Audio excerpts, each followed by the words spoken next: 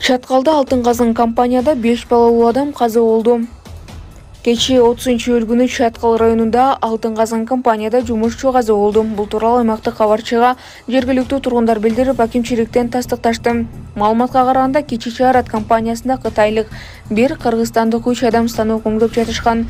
Ошол учурда станок иштеп кетип, Чаткалдын Жер Капчыгай айылынын 1985-жылы туулган тургуну МА аппаратка кысылып, ошол жерден жан берген. Кырсык болгон жерге тиешелүү кызматтар барып, иш алып барып жатышат.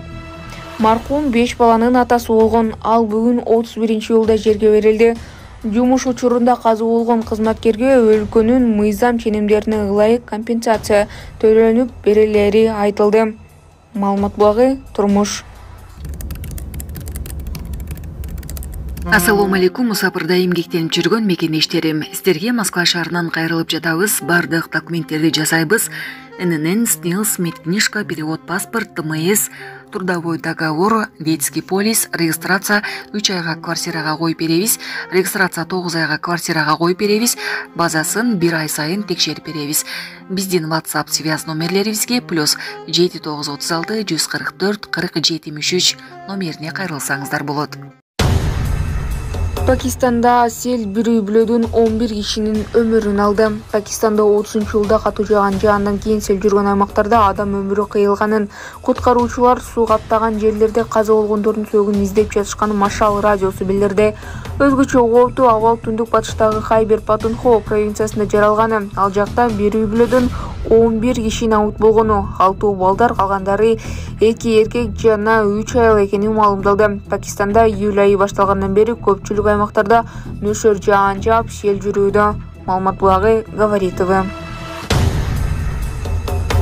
Эрлан Шериф Олимпиада оюндарындагы беттешин жыйынтыктады.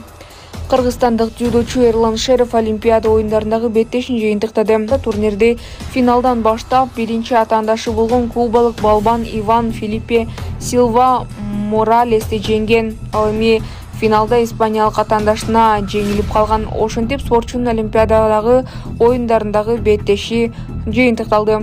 Маалымат булагы Сереп Медиа.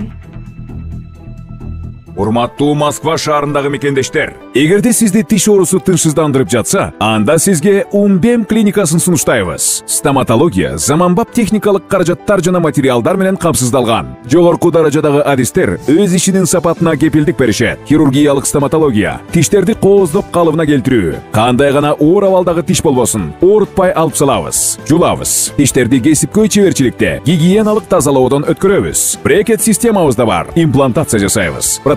Металлокерамика, цирконий жана башка түрлөрдү колдонуу менен сиз каалаган сапатта тиштериңиздерди оңдоп түзөп, салып жана тазалап беребиз. Биздин дарек Москва шаары, ВДНХ метросу, Кондратюка көчөсү 2, байланыш номеру +7 925 103 22 55.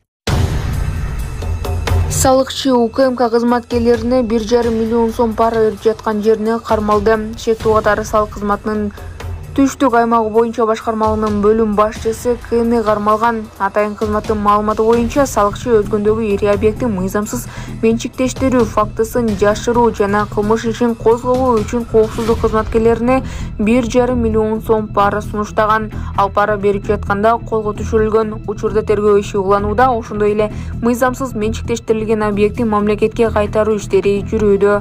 Маалымат булагы Аралаш маалыматтар.